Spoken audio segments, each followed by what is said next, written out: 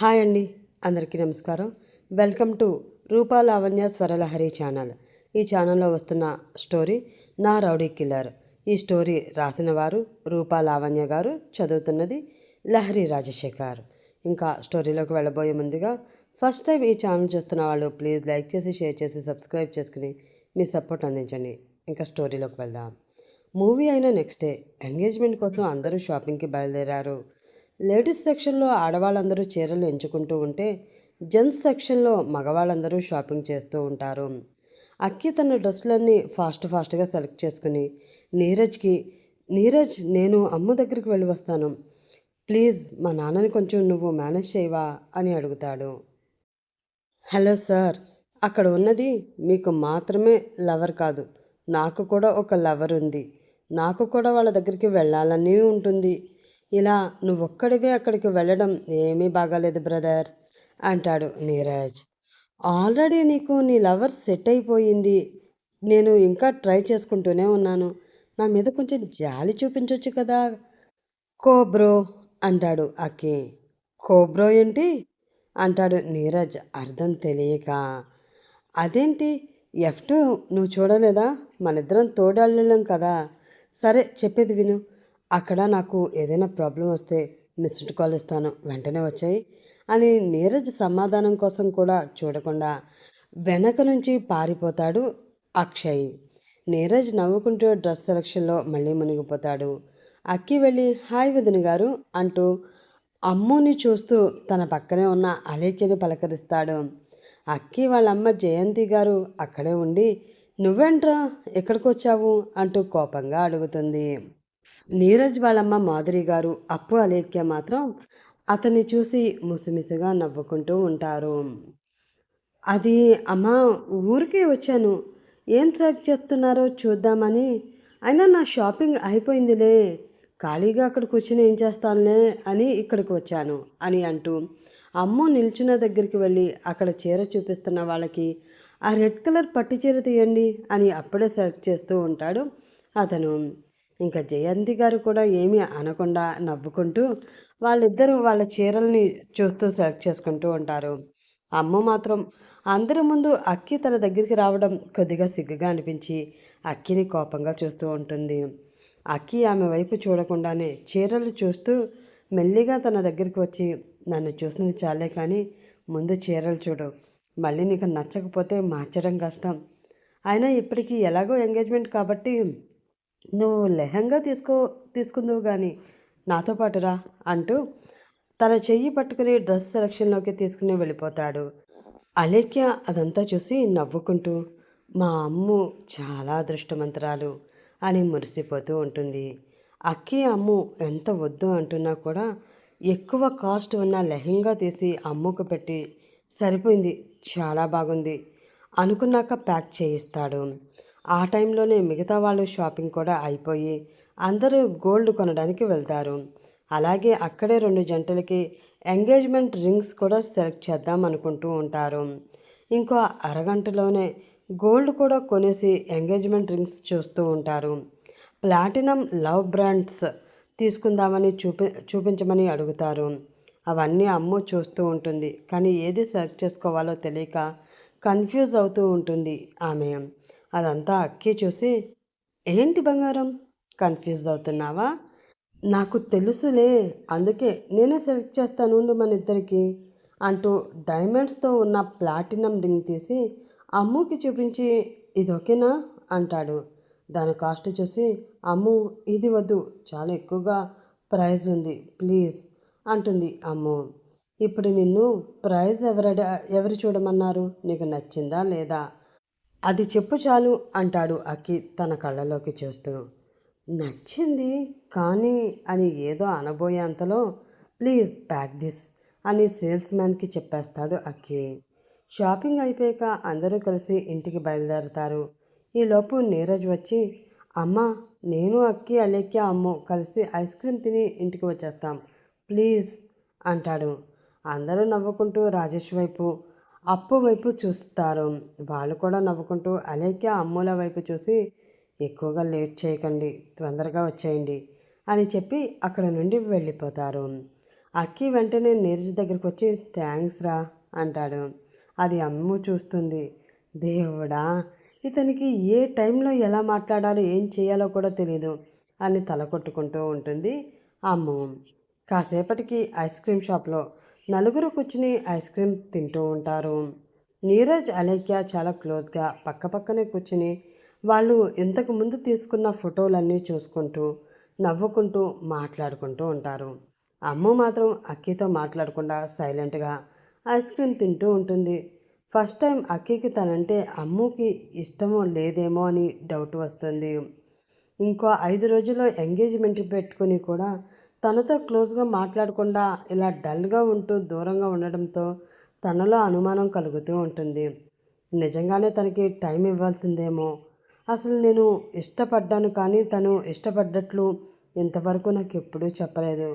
తొందరగా తన మనసులో ఏముందో నేను తెలుసుకోవాలి అని అనుకుంటూ ఏం ఆలోచిస్తున్నావు అమ్ము అని అడుగుతాడు అక్కి.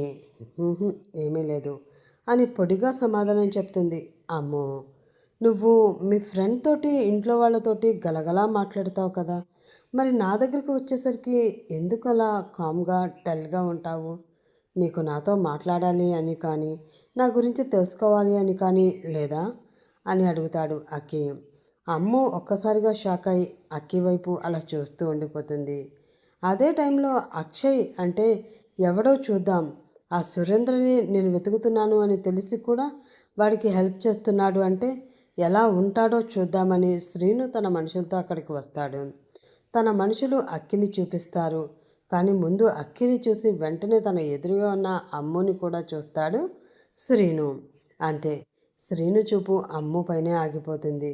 గుండ్రటి మొహం, పెద్ద పెద్ద కళ్ళు, సూది ముక్కు, లేతగా ఉన్న లైట్ పింక్ కలర్ పెదాలు. తన అమాయకపు మొహం చూస్తూ ఉంటాడు. అసలు ఏ అమ్మాయిని అంతసేపు చూడని శ్రీను అమ్ముని కాసేపు అలా చూస్తూనే ఉండిపోతాడు. అన్నా అన్నా అని తన మనుషులు గట్టిగా పిలిచేసరికి ఈ లోకంలో లేనట్లు ఉంటాడు.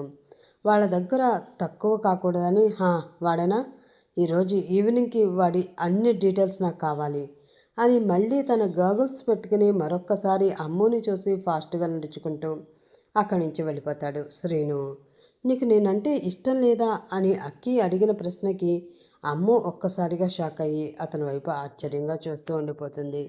అలేఖ్య ఆ మాట విని నీరజ్తో మాట్లాడడం ఆపేసి అమ్ము అక్కిల వైపు చూసి అమ్ము మనసులో ఏముందో తెలుసు కాబట్టి అక్కికి ఎలా చెప్పాలా అని ఆలోచిస్తూ ఉంటుంది. అక్కి అమ్ము వైపు చూసి నిన్నే అడుగుతున్నాను అమ్ము, నువ్వు నా దగ్గర కంఫర్టబుల్గా ఫీల్ అవ్వడం లేదా? లేదంటే నీ మనసులో ఇంకెవరైనా ఉన్నారా? నువ్వు బెంగళూరులో ఉన్నప్పుడు కూడా నాతో బాగానే ఉన్నావు కదా, ఇక్కడికి వచ్చాక ఇలా డల్గా అయిపోయావెందుకు అని అడుగుతాడు. అమ్మ కొంచెం టెన్షన్ పడుతూ కిందకి చూస్తూ తన చేతి వెళ్ళని నలుపుకుంటూ ఉంటుంది. తను ఇంకా ఏం మాట్లాడదు అని అర్థమయ్యి అలేఖ్య వెంటనే కలగజేసుకుని అక్కి, తన టూర్ నుంచి వచ్చాక ఇంట్లో చిన్న ఇన్సిడెంట్ జరిగింది, దానివల్లే తన మూడ్ స్పాయిల్ అయింది. ఆ విషయం సిచ్యువేషన్ వచ్చినప్పుడు మీకు చెప్తాను, తనని ఇప్పుడేం అడగకండి ప్లీజ్ అంటుంది అలేఖ్య.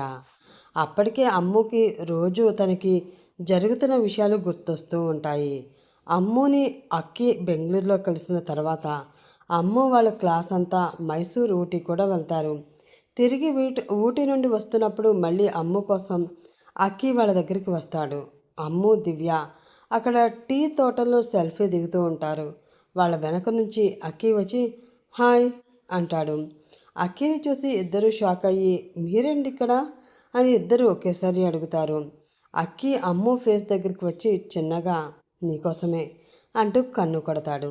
దివ్యకి అర్థమైపోయి కామ్గా వెనకగా నడుస్తూ వాళ్ళకి ప్రైవసీ ఇచ్చి అక్కడి నుంచి వెళ్ళిపోతుంది. నా కోసం మళ్ళీ ఇంత దూరం వచ్చారా? దిస్ ఈజ్ టూ మచ్ అక్కి. అసలు మీరు ఎందుకు ఇలా చేస్తున్నారు? నేను మీకు మొన్ననే చెప్పాను కదా, ముందు మనం ఫ్రెండ్స్ అవ్వాలి అని. కనీసం టూర్ అయ్యే వరకైనా వెయిట్ చేయొచ్చు కదా అంటూ చుట్టూ చూస్తూ ఉంటుంది. వాళ్ళ మేడం కానీ ఫ్రెండ్స్ కానీ ఎవరైనా తమని చూస్తున్నారేమోనని. అక్కి వెంటనే ఎందుకు అంతలా భయపడుతున్నావు? ఇప్పుడు నేను జస్ట్ ఫ్రెండ్స్, అందుకని కలిసి మాట్లాడుతున్నాం అంతేగా, మనం తప్పు చెయ్యనప్పుడు ఎందుకు భయపడాలి అని అంటాడు. ఆ మాటకి అమ్ముకి కూడా నిజమే అనిపించి కొంచెం కంగారు తగ్గించుకుని అతని వైపు చూస్తూ ఉంటుంది. ఈలోపు అమ్ము వాళ్ళతో వచ్చిన సార్ అందరికీ ఓ దగ్గర అసెంబుల్ అవ్వమంటారు. అమ్ము, అక్షయ్ గారు, నేను ఇప్పుడే వస్తాను, సార్ పిలుస్తున్నారు అని అతనికి చెప్పి అందరి దగ్గరికి వెళ్తుంది. ఈ రోజుతో మన టూర్ కంప్లీట్ అయిపోతుంది. నైట్కి మనకి ట్రైన్ ఉంది. రూమ్కి వెళ్ళిన వెంటనే అందరూ లంచ్ చేసి మీ లగేజ్ ప్యాక్ చేసుకోండి. తిన్నాక ఒక పావుగంట ఉండి మనం అందరం బయలుదేరిపోవాలి.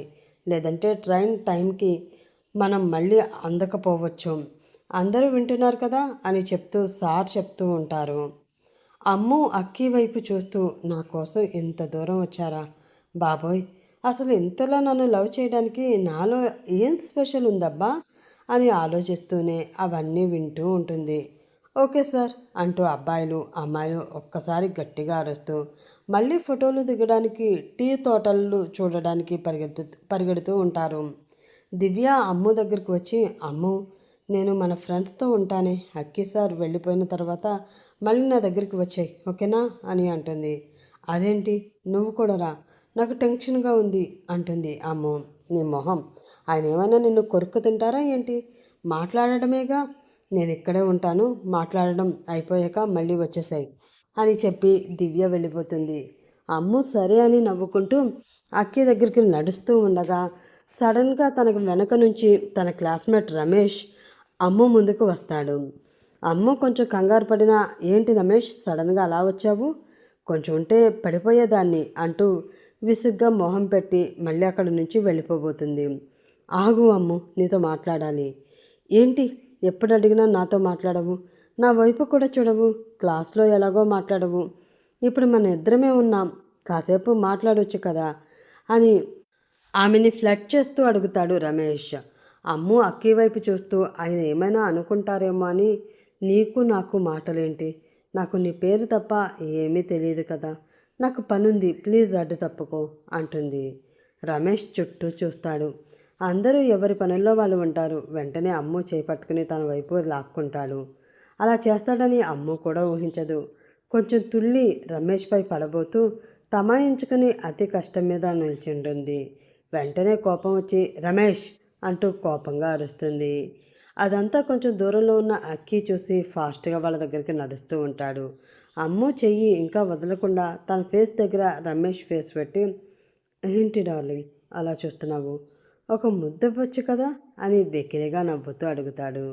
అమ్ము కళ్ళు పెద్దవి చేసి షాక్ అయి చూస్తూ మళ్ళీ వెంటనే కోపం వచ్చి తన ఎడమ చేత్తో రమేష్ని చెంపపై కొడదామని చెయ్యి పైకెత్తేసరికి అది ముందుగానే ఊహించిన రమేష్ తన చేతితో అమ్ము చేతిని కూడా గట్టిగా పట్టుకుని తన మీదకి రాబోతాడు. కరెక్ట్గా అదే టైంకి అక్కి వచ్చి వాడి మొహం మీద ఒకే ఒక్క పంచ్ ఇస్తాడు. ఆ దెబ్బకి రమేష్కి నోటి నుండి రక్తం బయటకు వస్తుంది. ఆ రక్తం కాస్త అమ్ము మొహం మీదకి తూలుతుంది. అమ్ము ఒక్కసారిగా భయపడిపోయి గట్టిగా అరుస్తుంది. అమ్ము ఫ్రెండ్స్ వాళ్ళ సార్, మేడం, దివ్య అందరూ ఒక్కసారిగా వాళ్ళ దగ్గరికి పరిగెత్తుకుంటూ వస్తారు. అమ్ము వాళ్ళ మేడం సార్ వచ్చి ఏమైంది అని అమ్ముని అడిగేసరికి జరిగింది చెప్తాడు అక్కి. అమ్ము అప్పటికే షాక్ అయి డల్గా అయిపోతుంది. అక్కి కూడా ఇంకా అమ్ముని మాట్లాడించడం కరెక్ట్ కాదని ఇంటికి వెళ్ళాక మాట్లాడదామని చెప్పి ఫేస్ వాష్ చేసుకో, ఏం కాదులే అంటూ చెయ్యి పట్టుకుని ధైర్యం చెప్పి, జాగ్రత్త, నేను మళ్ళీ కలుస్తాను, అవసరమైతే కాల్ చేయి అని ఇంకా అక్కడే ఉంటే బాగోదు అని అమ్ము వాళ్ళ సార్కి మేడంకి కూడా జాగ్రత్తలు చెప్పి వెళ్ళిపోతాడు. సార్ కాలేజీకి వెళ్ళిన వెంటనే రమేష్ని డిటెన్ చేస్తామని వార్నింగ్ ఇచ్చి అందరినీ తీసుకుని రూమ్కి వెళ్ళిపోతారు. ఆ నెక్స్ట్ మార్నింగ్ అమ్ము క్యాంపు నుంచి వచ్చి మార్కెట్కి వెళ్ళి అక్కడ కూడా శ్రీను చంపడం లైవ్లో దగ్గర నుంచి చూసి ఇంకా షాక్లోకి వెళ్ళిపోతుంది. పైగా ఆ చనిపోయిన వ్యక్తి ఒక పోలీస్ ఆఫీసర్ అని తెలిసి అవన్నీ తలుచుకుంటూ రాత్రులు కూడా భయపడుతూ ఉంటుంది ఆమె. అమ్ము రోజు పడుకున్నాక నిద్రలో రకరకాల కలలు వస్తూ ఉంటాయి. ఆ విషయం అలేఖ్యకి మాత్రమే తెలుసు. అందువల్ల అమ్ము డల్గా ఉంటుంది అని తనకు తెలిసినా కూడా అక్కికి ఇద్దరూ చెప్పలేకపోతున్నారు. అక్కికి ఏదో జరిగింది అని అర్థమయ్యి మరేమీ అడగకుండా కామ్గా ఉండిపోతాడు. ఈలోపు కార్తికేయ సినిమా చాలా బాగుంది అంట, మనం అందరం వెళ్దామా అని అడుగుతాడు నీరజ్. మేము నిన్నే సీతారామం సినిమాకి వెళ్ళాము. మళ్ళీ ఈరోజు కూడా సినిమా అంటే అమ్మ మమ్మల్ని చంపేస్తుంది. మేము రాంబాబు అంటుంది అలేఖ్య. అదే కదా మీ భయం. అంకుల్ని ఒప్పించే బాధ్యత నాది. మీ ఇద్దరికి ఇష్టమేనా కాదా అని అడుగుతాడు నీరజ్.